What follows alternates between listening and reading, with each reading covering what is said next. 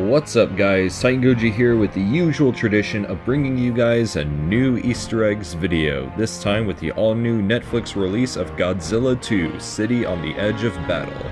And with no restraint on spoilers, we'll be starting off with... These two girls are definitely this anime trilogy's version of the Shobijin, or Cosmos, whatever you want to call them. And the egg they speak of is Mothra's egg, according to the prequel novel Godzilla Monster Apocalypse, which still doesn't have an English translation to this day. Actually, you know what, I'm just gonna go off topic here for a moment. I just want to say that you know it's bad when your two movies in a trilogy and your prequel novel has a lot more substance and interest in it, despite the fact that it's hardly even mentioned at all, and whenever it is referenced, I just want to read it more. Polygon, what are you doing? Why must you build so much anticipation for these films only to bait and switch in the end? Planet of the Monsters, you basically showed every action scene that was in the movie in the trailers, and we were left with just another boring, bland, forgettable, and uninteresting modern anime that just happens to have Godzilla in it. Now with City on the Edge of Battle, I will say that it's slightly better than the first, but that still doesn't make it good. Yeah, the thing with the whole Mothra tribe going on, and definitely the very visually pleasing Mechagodzilla City, does make me a little more invested in the universe, but much like the first movie, it's all visuals and off-screen world building, and hardly anything else, really. I still can't tell which characters are which, and who does what, and it honestly just feels like a retread of the first movie, just with more Godzilla-related stuff, and Haru isn't as much of an edgelord this time.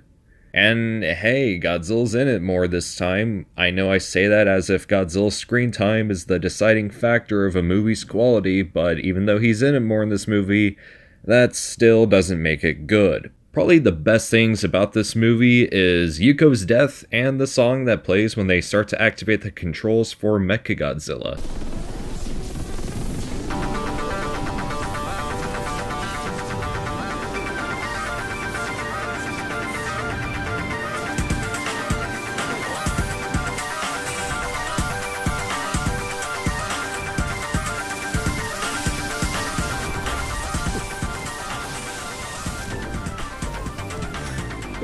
Who, by the way, isn't really in this movie despite the marketing saying otherwise.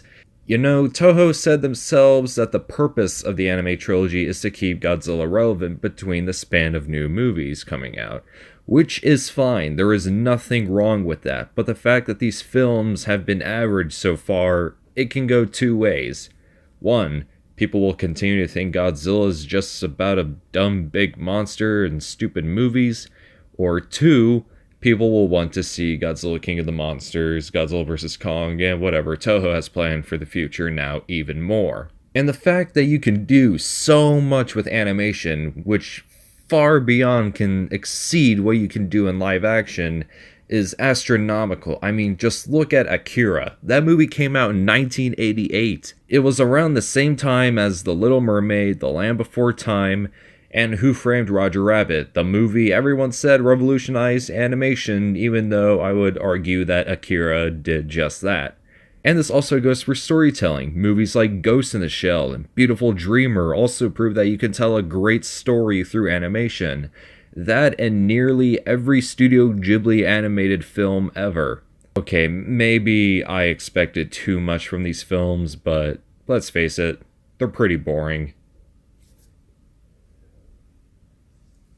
Anyway, this is the first movie since Tokyo SOS to have, or at least mention, Godzilla, Mechagodzilla, and Mothra. Mechagodzilla City is very likely a reference to the island in Gunhead, which is set in a giant weaponized mechanical island, in which Gunhead was originally intended to be a Godzilla movie where Godzilla fights an entire city that's also a battle fortress, but it was the second place winner in the Toho story competition, and Godzilla vs. Biollante ended up being the first place winner. There are also a couple of, G-spots seen in this scene. Possibly a reference to when Don Fry changed one of the lines in Godzilla Final Wars, because it wanted him to say, "There it is, the G-spot," when the Gotengo crew go to Area G. And after a bit of some explanation, Fry convinced director Ryuhei Kitamura to change it. Okay, I know that's a bit of a stretch, but I thought I'd bring it up for the sake of mentioning something you guys didn't know. Metaphys mentions that his planet was destroyed again in this movie, which is revealed to be Ghidorah in the post-credits scene, which also totally isn't setting up a plot twist. Oh, those ex-aliens, always playing the victim. I wonder what it could mean. Godzilla starts to overheat and glows an orange-red color in the middle of the climax, like Godzilla in Godzilla vs. Destroya. So there you have all the Easter eggs I managed to dig up for Godzilla 2, City on the Edge if Mechagodzilla doesn't work.